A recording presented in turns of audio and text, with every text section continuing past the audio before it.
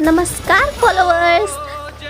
तर आज खूप दिवसांनंतर ही मोटर आलती आणि ही मोटर आल्या आल्या मी पूर्ण हिचे पेपर वगैरे काढले, हिचे कॉईल मारण्यापासून केलं, पुन्हा रिटर्न त्याची कॉईल काढली आणि मग पुन्हा कॉईल मारल्या, पेपर कापले, पेपर टाकले आणि नंतर या पद्धतीने मी भरली ही मोटर.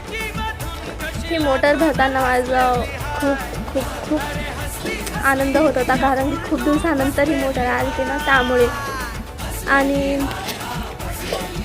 ती मोटर भरू लागले तेव्हा 2-3 सामान पण येऊ लागलं, म्हणजेच की अशी ही मोटर आलेली, एक फॅन पण आला मधातच, पण ते मी एडिटिंग नाही केला, ह्याच्यात नाही दाखवला.